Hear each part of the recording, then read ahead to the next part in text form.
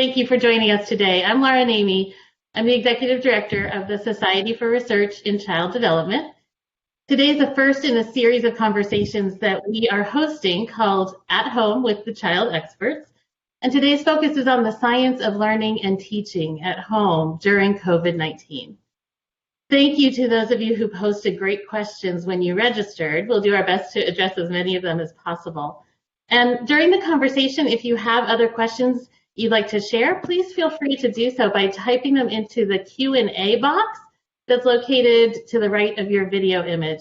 We'll touch on as many questions as we can as time permits. We're really pleased to have two experts on child development with us today, Dr. Erin Bogan, who is an early childhood practice researcher at the American Institutes for Research in Washington, D.C., and Dr. Catherine Tamis-LaMonda, who is a professor of developmental psychology at New York University. Let's jump right in with some questions because there are lots that we want to get to. Erin, let's start with you by asking, what can you tell us about what the research says on how online learning approaches differ from traditional classroom approaches and how best to tackle that? Sure, thank you. So right now, online learning and instruction really vary as it's being implemented in different schools. And so it can range from a curriculum or a particular lesson being implemented online to simply receiving tasks through some kind of online portal. So research generally shows that the benefits are really for older children and older adolescents, even college-age students, when we consider how children are pacing and engaging with the work. We see those benefits for older children who have a little more, who can really harness that autonomy. Younger children really benefit more from the more traditional instruction where they're face-to-face with a teacher, they're able to ask questions in real time, they're able to work with their peers, and so there's a lot that they're getting from being in that physical classroom. I think there are two things that research tells us that we can really kind of hold on to and think about the ways to support children now in this very unique time that we're in. One is that research tells us that online instruction is most effective with the support of an adult, usually a teacher. The other thing that is important to consider is that regardless of whether the instruction is coming to you in person or online, the key factor in that predicts performance or that impacts how well children are doing, their grades, their performance, is how they're engaging with the work outside of that classroom time, outside of that instruction, and how they're connecting it to the real world. So taken together, children are not doomed because they're forced to, get the instruction through online now, but there are actually ways that you can still support them by emphasizing the novelty of the situation, being an emotional support, and also just helping them to make connections, asking them questions about what they're doing, and letting them see the relevance to their real world context. Great. Thank you, Erin. That's helpful. And Kathy, we know there's a lot of scientific research that's been done on how to optimize learning for kids in general. Are there some general rules of thumb that parents can use as sort of a basis for figuring out how best to support their kids' learning? Yes, no, absolutely. Developmental science has really come up with some quote-unquote guidelines that can help us understand young children and what they need at different points in development. A few things to underscore is that children, first of all, let's bear in mind, realistically, they have very limited attention spans. So we need to be realistic in our goals. They're not going to sit still for 2 hours and do their work. In fact, we could come back to that, but chunking learning is much better. So the other thing we know is not only is attention limited, but that you learn better when what you're learning is distributed over time in small bites. Take small bites, distributed over time, rather than forcing a child to sit still for an hour or 2 hours. That's actually not going to work, and it will backfire. The brain will actually go dead on that. Activity breaks are critical. We know that movement helps children get their attention going. It actually helps them focus their attention better. So taking those breaks and giving them regularly so the child could run around, do something else is critical. And finally, understanding the developmental stage your child is at. How old are they? All of the rules around what can my child do and how should they do it and how do I participate depends on their age and level. And then finally, I just want to point out to parents that we often think that as parents, our role is to teach and to guide and the kind of one-on-one, that's the direct way that children are learning and we're helping them, but we are teaching children by our own behaviors. And so in this very difficult time, if we get anxious and we communicate that we're not having a good time coping or we're not positive, it will convey to children that in times of stress, you need to fall apart. So by holding yourself together, your child will deal with anxiety better and feel better and be able to cope.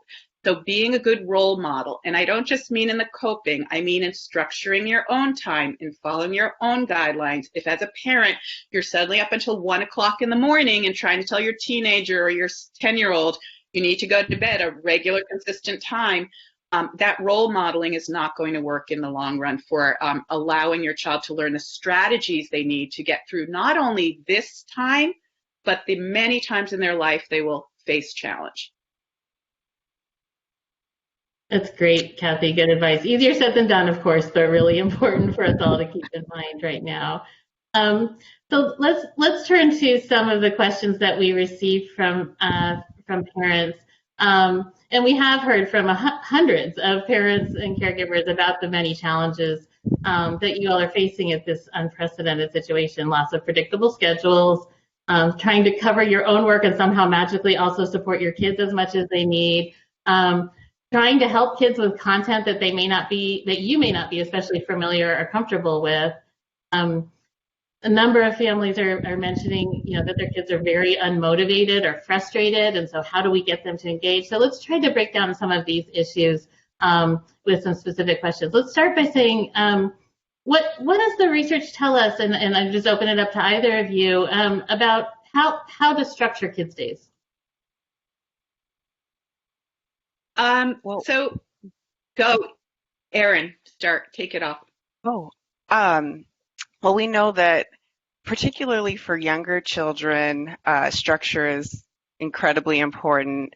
It's really the routines that you're implementing are really shaping children's regulatory system. So that basis for their ability to manage stress, and routines can be implemented and should be implemented more now that a big chunk of their structured life has really shifted. So going to school was a very ordinary, routine thing that they engaged in. And now that that's gone, it's important that that structure is still mirrored in their home context. And I would say as you begin to structure, I think that there's a great opportunity to engage children in shaping that structure, what it should look like, helping them to understand how they're feeling as they engage in the work and when they need breaks, helping them to learn how to communicate that to you. So I think there are a lot of skills that you can build around their self-awareness that are really going to support their learning in other domains of their life, just by helping them engage in beginning to create structure through routines. Yeah, Erin, I fully agree with everything Erin has said. As developmental researchers, we recognize the critical aspects of having a regular routine each day. And as Erin said, now the routine has been disrupted. It's time to create a new routine. That routine might not mirror what things looked like. So children would go to school at 8 in the morning and they're back by 4 in the afternoon, and that was kind of what that part of the day looked like. And it might not be within the confines of those hours. Our work hours are different. So I think importantly is to create that structure and to attempt to follow it. And one of the things to do with children is let them, as Erin said, participate in that. We know that children are much more motivated to work through and stick to something if they have choice in the matter. So sitting down with a child, giving a child choice, saying, okay, here's what our days look like, our Monday to Friday. Let's think about it. When do you wake up? When do you want to do your playtime? When do you need breaks? If the child says, I really want a break every 30 minutes, well, work that in, but do it as a kind of contract. And with young children, you can actually do visuals that kind of spell it out and have little pictures of now we're eating and now we're working. And then implement the contract and stick to it. Now that's going to be tough, but you could revisit it every 3 days or so. Say, well, that didn't quite work. You kind of were running around or on screen time for 2 straight hours yesterday, and that wasn't in our contract. Let's modify it and see why did it work, why did it not. So I think that the important piece, as Erin said, is get the structure down, let children participate in creating that. They will be more motivated to then stick to it, make sure it is realistic, and never use punishment as a way to say, you didn't stick with this and you're now getting punished. Just say, let's revisit this. It didn't work. And I would also create a structure for myself, again, as the role model. Here's what mom is doing, dad is doing, grandma's doing, and kind of stick to that yourself and create that, co-construct these days with your child. And that's going to go a far way in getting them to implement the guidelines you hope they will. Great. I think both of you have touched on this a little bit, but maybe to sort of focus very specifically on this particular point, especially because parents are trying to work at the same time they're trying to get their kids working, and, there often are multiple children at home who are trying to work in tandem. How realistic is it to expect children to sit down at a computer or on a tablet and get their work done unsupervised, kind of on their own? And how does that differ depending on the age of the Erin? Yeah, well, I would say not very realistic. And I think part of that is all of that is completely normal. For one, before 8, attentional capabilities kids are really just beginning to harness that attentional control. And that's both sustained attention, so being able to focus on one thing, but it's also the task switching aspect of attention. Attention is really at the crux of all learning. And so it's something that you want to build, but has to be built very gradually. And so it's developmentally incompatible to expect that a child can sit at a computer and take in information without there being any kind of engagement process. Learning is also fundamentally social. And so without that social aspect of being able to sit back and reflect and being asked questions that push your thinking, it's really hard for them to soak it up, take it in, and find it useful and relevant. So I think having those, knowing those, that the expectation should really be that, as Kathy mentioned, there are shorter periods of time that children can take in information is really important. Yeah, with anything, I agree. We need to be realistic in our expectations, and children under age 3, 3-year-olds, if the 3-year-old sits still for 5 to 10 minutes on a given task, that's actually considered sustained long attention. So let's put realistically. Toddlers, in our work, we show toddlers' average attention span is 15 seconds. They go from one object to the next object to the next object. So being realistic about what to expect. By 5 years of age, 6 years of age, you're going to get 15 minutes of focus time, if you can get that. And it's only until 7 or 8 that you get around half an hour if you're lucky. So I think we need to get some of those guidelines in there, and in structuring expectations, realize children will be learning in short chunks of time. But the quality, not the quantity, is what matters. If you can get good 10 minutes and your child shows real focus time for 10 minutes, you should acknowledge that and tell a child, that's fantastic. You did 10, 15 minutes of focus time versus sitting there and twiddling their thumbs and so forth for 30 minutes. That's a wasted 30 minutes. So aim for the shorter, more focused periods of time rather than the long, but getting nowhere waste of time. Great. So relatedly, and we're getting a lot of questions about this, and just a reminder to everybody, if you do have questions that you'd like to pose, you can type them into the Q&A box to the right of your screen. So what do we do when kids are frustrated, when they're unmotivated, when they're non-compliant, when you're trying to help them structure things? Do we treat this like a chore, that just a task that they have to get done in the day, just like everything else at home? Are there some ways to try to make it more fun by taking it offline? Are there ways to make the kids more excited about this?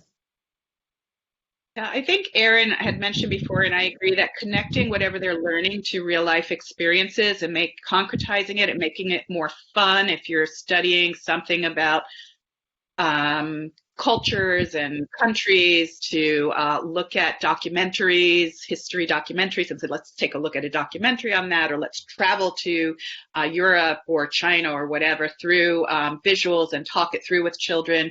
Whatever you could do to bring it back to real life is quite important. Children will likely, again, getting back to this idea of choice, sit back and say, hey, this isn't working. It seems to me like, you're not interested in this material, which we could understand what would make it work better for you.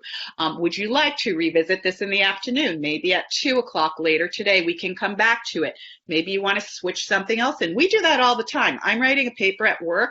I'm up to here with it. I switch tasks. So give your child the option of switching tasks and learning something else that at the moment will be more interesting to them than forcing them to stay with something they're not interested in. That doesn't mean throw it away. Say, when would you like to come back to this? Let's find a time. Give them the choice and then come back to it and write it on your little calendar at 2 o'clock. You said we're coming back, and then attempt to revisit it. So I think that relates to something else that we've been hearing, is like, do parents need to feel guilty if they're not sticking to the script, right?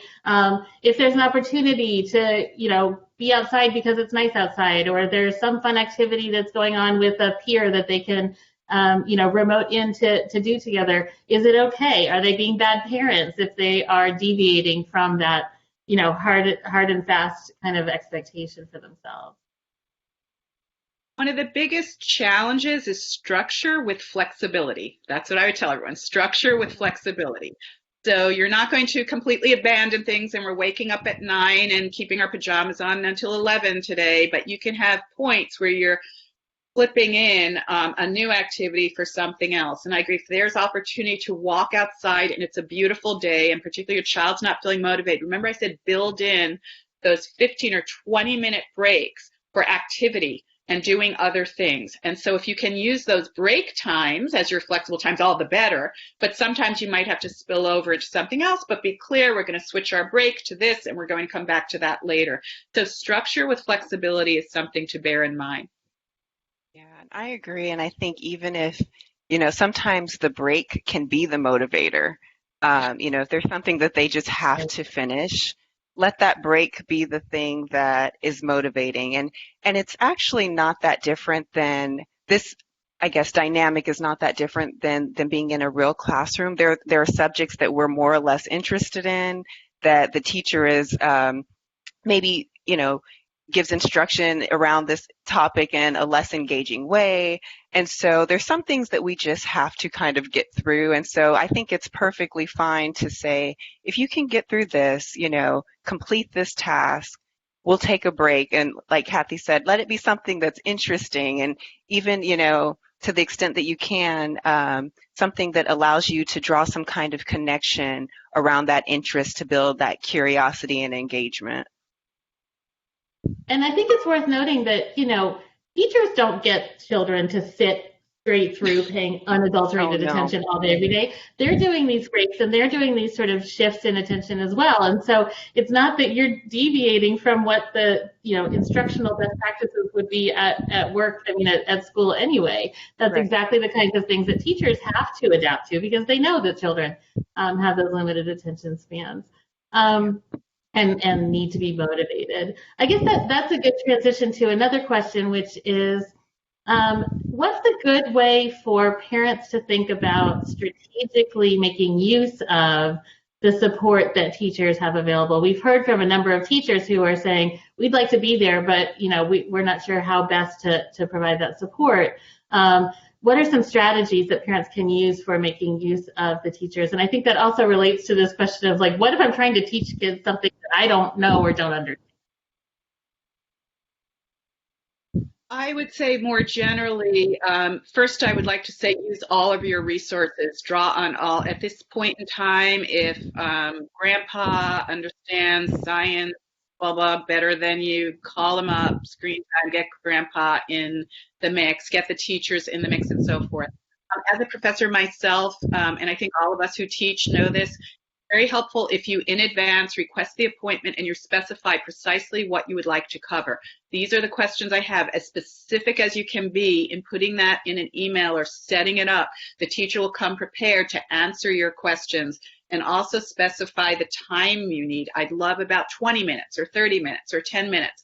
So as specific as you could get around your questions, that's what you ought to be doing, so the teacher is ready and prepared for you. But please draw on those resources. Anyone who can help with any age, get them to do so.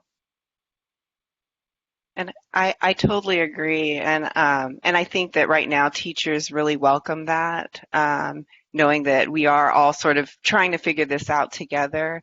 And I think with regards to, having material that you may not yourself be familiar with, that there's another opportunity here that you can now sort of take the position and begin to model problem solving in real time with your child. And there is a dynamic. It's a time where you are probably more concerned with wanting them to feel safe and wanting them to feel secure. But I think showing that vulnerability and humility and saying, you know what, I don't know how to do this. Let's figure this out. What questions do I have to ask myself? And as developmental psychologists, one of our favorite topics, or at least mine, is self-talk. And so really mirroring or giving children an opportunity to mirror that self-talk, it becomes their internal dialogue for how they walk, as my mother would say, talk themselves out of the tree.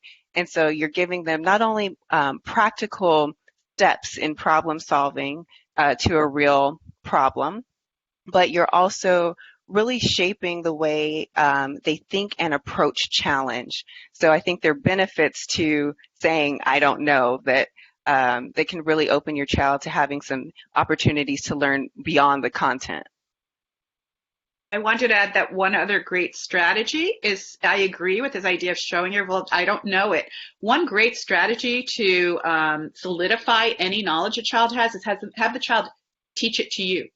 So turn back and say, can you explain to me how you were told to do this math problem? Can you explain to me what you read in the book and so forth? So the more, we usually think that teaching is a one-way street from us to the child.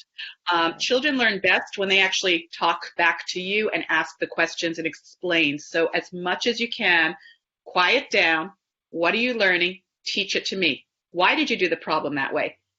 Walk through the problem. So letting children teach you is a great way to address this as well. And then you'll see the gaps. Your child couldn't quite explain that. And then working with the teacher would be better, because you can say, well, when he had to do X, Y, Z, he stumbled a bit.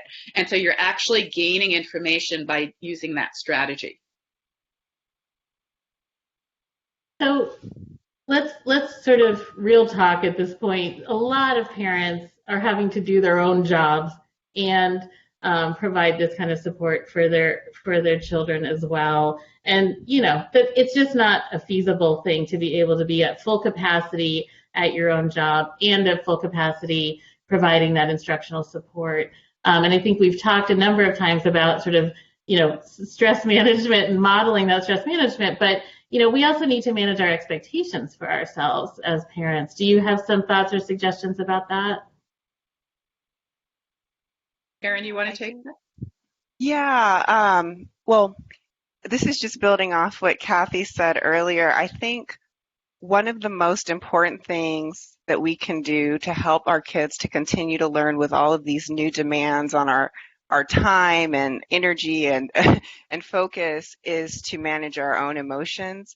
And as Kathy mentioned, that's not only a way to show children, how to stay afloat in the middle of a crisis and to deal with challenge. But you're also doing what a colleague of mine, David Osher, calls creating the conditions for learning. And children can't learn in environments that are high stress, intense, where their attention is, in multiple places.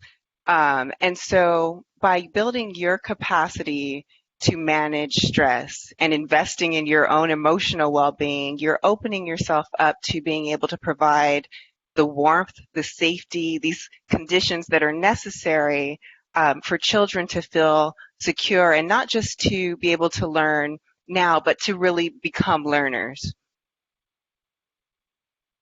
Yeah, I think that's great. Yeah, I think this raises, and maybe Kathy, you want to respond to this piece of it. I think that this raises, this issue of managing expectations about what the stakes are, right? So nobody wants their children to fall behind. Everyone wants to see their children stay on track and succeed. But what does it mean to sort of fall behind in a situation where everyone is in the same boat and everyone is struggling? Is that the right kind of mindset for parents to have right now, that, my kid's not going to be ready for school next fall, or I'm not sure that they're going to be sort of, optimizing their potential for the future? These are the things that we worry about as parents all the time. So, how to manage our expectations about that so that the stakes aren't feeling quite so high right now. I think importantly, developmental age of the child also comes into play here. There's a big distinction between formal and informal ways of learning. We're always learning. So this false dichotomy that children are only learning when they're in school and therefore they're not in school and they are not learning is wrong. And there's a lot that older children will need to digest, but they're certainly in the same boat as everyone else. And there are certainly many opportunities through which they can learn that sort of material through various webinars, through kind of real life experiences, as we talked about a lot.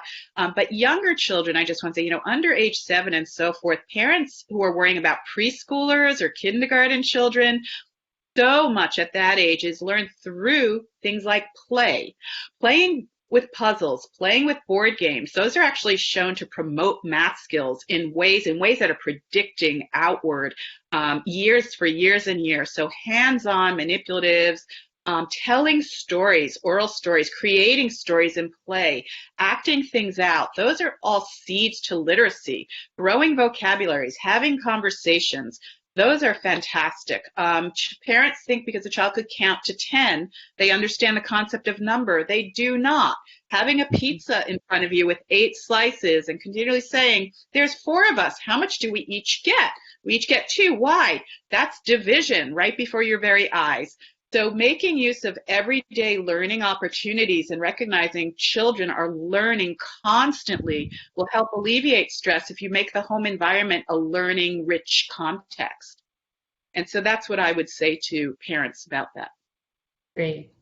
So we have a number of questions that are coming in, and we are running very short on time. So just quickly, I want to kind of distill one point that we've been hearing from some teachers about some concrete strategies. And Kathy, you did mention some strategies, but just to be clear that, scheduling some time to consult with teachers, either by email or scheduling a video chat, and trying to be as concrete and specific about what the problem is, what you've tried, how things are working or not working, where the stumbling blocks are, sounds like what you would recommend in terms of being able to make maximum use of the teaching resources that are available, because teachers are very motivated and available to help. May I add one more thing to that list? I think it's very important to also consider times when your child can join that meeting with the teacher as well. Especially at particular ages, kids are like, what are you talking behind my back with the teacher about, and so forth. So I think co-constructing, again, that agenda to discuss with teachers won't feel like mommy's going off and tattling on me or dad's tattling, right? So be very cautious that it's not a complaint forum. It's not a way like I'm going to complain about everything my child has done wrong. Be productive, get the child, and if the child can join, I think they'll feel much more integrated, closer to their teacher, and they'll be more motivated from the advice that's given. Perfect. Yeah, that motivation is key. Well, I think that we need to wrap up at this point. I want to thank everyone for attending. I hope it's been interesting and useful. I want to thank our experts for sharing their wisdom with us. As I mentioned, this is the first in a planned series of discussions on how parents can navigate these difficult times. So please be on the lookout for more opportunities on issues like stress and coping. We will also be sending a link out of this video recording next week via email, and we'll also post it on our website, Society for Research in Child Development website, srcd.org. So please feel free to share it with your friends and family who might find it useful as well. We really would appreciate your feedback on this conversation, so we will invite you as you log off today to complete a short survey if you have the time, knowing that lots of time is being demands are being placed on your time right now. So let me just conclude by saying, from all of us at the Society for Research in Child Development, we really appreciate you joining. We're glad to be able to partner with you on this, and we wish you and your families health and as much serenity as possible during these difficult times. Thank you. Thank you.